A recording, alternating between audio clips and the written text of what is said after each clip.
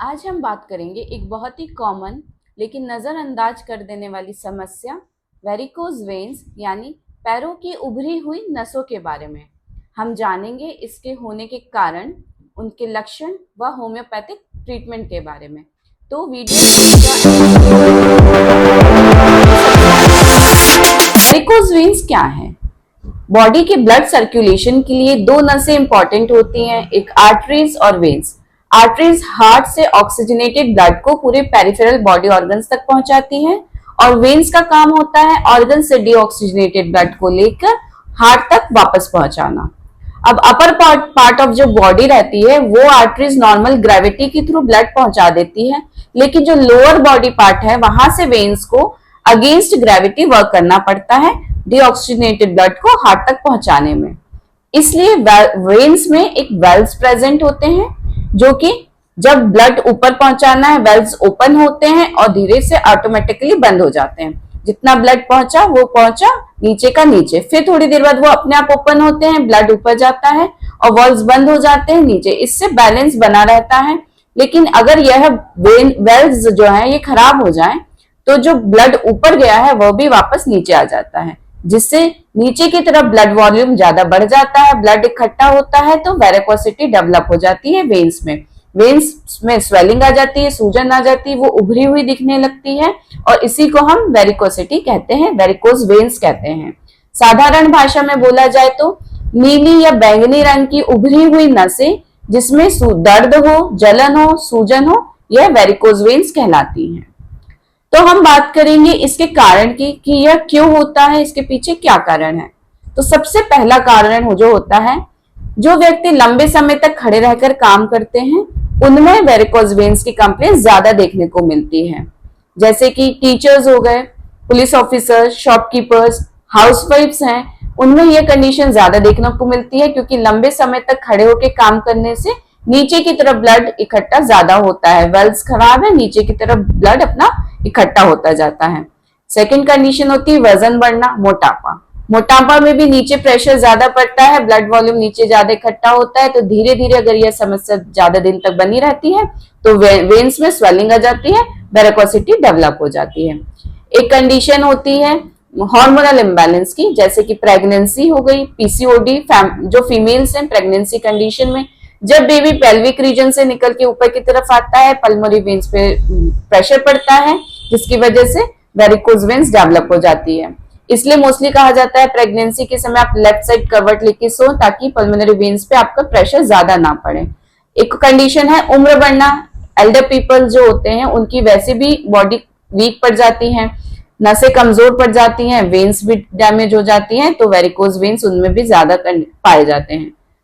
एक last condition है genetically, अनुवांशिकता। अगर पेरेंट्स में है तो ये ऑफस्प्रिंग में भी रिस्क कैटेगरी वाले ऑफस्प्रिंग हो जाते हैं, इनमें वेरिकोज वेन्स डेवलप होने की चांसेस ज्यादा बढ़ जाती हैं। अब हम बात करेंगे इसके लक्षण के बारे में, सिम्टम्स। तो सबसे पहला सिम्टम तो यही है कि वेन्स दिखेंगी ब्लूइश कलर की, पर्पलिश कलर की वेन्स, प्रोमिनेंट वेन्स दिखेंगी लेग्स में, जो कि सूजन स्वेलिंग होगी, उसमें आपको दर्द होगा, जलन होगा, वेन्स में डिफॉर्मिटी दिखेगी, आड़ी टेढ़ी दिखेंगी, उसमें गठाने सी महसूस होंगी। लंबे समय तक खड़े रहने से पैरों में ऐठन महसूस होगी, रात को जब आप सोएंगे पैरों में ऐठन, स्पेशली काफ मसल्स में बहुत ज्यादा पेन होता है, दर्द होता है, जलन होता है। अगर सही समय रहते आप इसका इलाज करते हैं तो यह ठीक हो जाता है। होम्योपैथी में इसकी काफी आसान व असरदार दवाइयां हैं जो इसको बिना किसी साइड इफेक्ट्स के ठीक करने में, मैनेज करने में हेल्पफुल होती हैं। सबसे पहली मेडिसिन है हेमामेलिस क्यू। जो भी पेशेंट को ये कंडीशन दिखती है कि उनकी वेन्स में स्वेलिंग ज्यादा हो गई है और दर्द ज्यादा है, स्वेलिंग और दर्द प्रोमिनेंट है, तो उसमें हेमामेलिस क्यू स्वेलिंग रिड्यूस करने में हेल्पफुल होती है, साथ ही साथ दर्द कम करती है। कैलकेरिया फ्लोर, कैलकेरिया फ्लोर हम उन पीपल्स को देते हैं जैसे मोस्टली एल्डर पीपल्स जिनको वैसी नसें कमजोर हैं, बोन्स में कमजोरी है, नसें कमजोर हैं, वेल्व्स डैमेज हो गए हैं, ऐसी कंडीशन में कैलकेरिया फ्लोर मेडिसिन हेल्पफुल होती है। एक मेडिसिन है पल्सेटिला। पल्सेटिला मोस्टली फीमेल्स के लिए दी जाती है तब जब वेरिकोस वेन्स का कॉज हो हार्मोनल इम्बैलेंस, जैसे कि प्रेगनेंसी के समय यदि किसी लेडी में वेरिकोस वेन्स डेवलप हो रहा है तो पल्सेटिला काफी अच्छा मैनेजमेंट करती है। यदि कोई फीमेल में पीसीओडी की हिस्ट्री या पीसीओडी है रिसेंट में भी और साथ ही वेरिकोज वेन्स है, तो उसमें भी पल्सिटिला मेडिसिन काफी अच्छा वर्क करती है। फ्लोरिक एसिड मेडिसिन, यदि वेरिकोज वेन्स काफी लंबे समय से हो गया है, आ रहे हैं, हमने हर तरह का इलाज ले लिया मगर उसमें कोई आराम नहीं लग रहा है, तो होम्योपैथिक मेडिसिन फ्लोरिक एसिड काफी अच्छा काम करती है। यह आपकी सूजन भी कम करेगी, दर्द और जलन को भी कम करेगी। दवाइयों के अलावा हमें इसको मैनेजमेंट की, इसका कारण क्या है यह ढूंढना और उसको हमें दूर करना ज्यादा जरूरी होता है।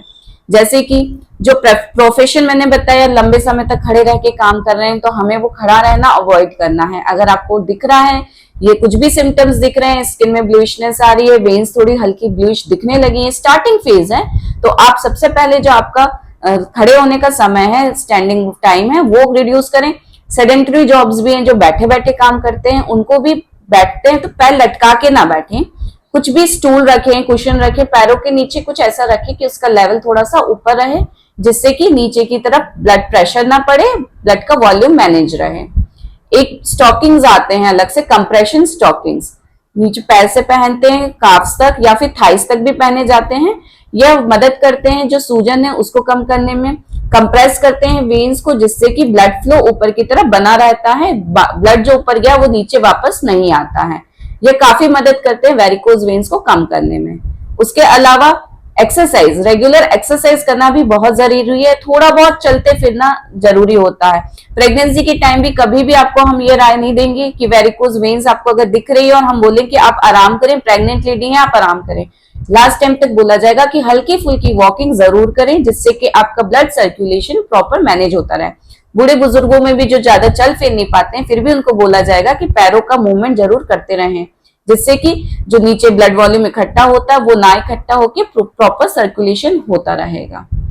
आपको यह वीडियो कैसा लगा? यह वीडियो अगर जानकारीपूर्ण लगा है तो वीडियो को लाइक शेयर जरूर करें, चैनल को सब्सक्राइब करें और ऐसे ही more interesting informative homeopathic videos के लिए चैनल को सब्सक्राइब करें और चैनल से जुड़े रहें। Thank you.